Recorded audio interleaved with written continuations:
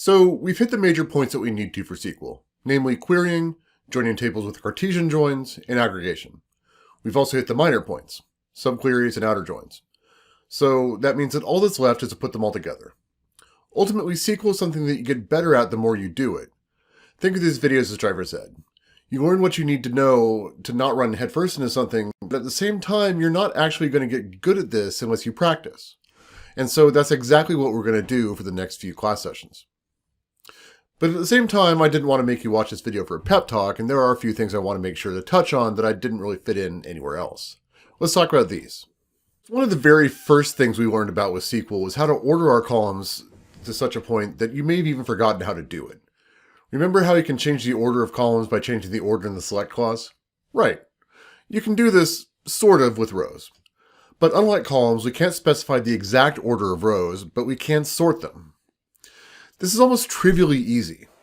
At the end of an otherwise working query, you'll want to tell SQL what column you want to sort by. You can also sort by multiple columns, in which case it's going to sort by the first column in the first pass, and then by columns which have identical values in the first column that you can be sorted on the second. You can do this recursively as much as you want, but really there's not too much utility in getting too finely detailed after that. The syntax here is order by, and then the column or columns. If you stop there, and you can, it's going to assume that you want the order to be ascending. That is, 1 to infinity and A to Z. You can explicitly specify this by adding ASC to the end of the order by command. If you want it descending, infinity to 1, or Z to A, you can specify descending DESC at the end. This won't change the actual content of the relation you're getting returned, but only the order. So I tend to think of this as best practice for when you have a working query and then you add an order by as the last step. Frequently, we're going to want to see what values are in a table, but we only want to see those values once. If I want to see which foreign keys link to a table, but I don't care about how many times those foreign keys might repeat, it can be a hassle to pick out the unique values.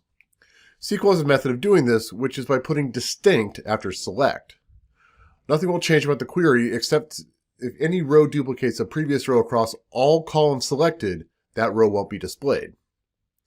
In general, well-crafted queries don't require select distinct, but it's handy when you're doing exploratory work and you want to understand what's contained in the database. In our class, we've been dealing with very small databases.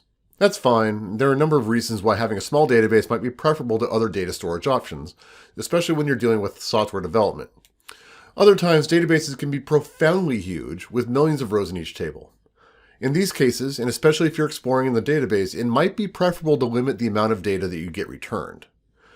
This is one of the situations where the DBMS matters quite a bit.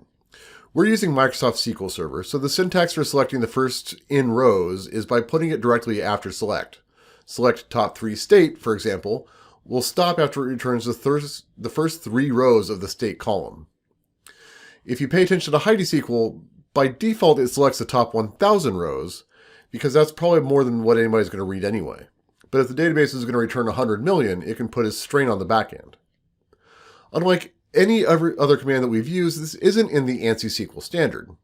So for MySQL, you'd use limit 3 at the end in order to limit the number of rows to 3.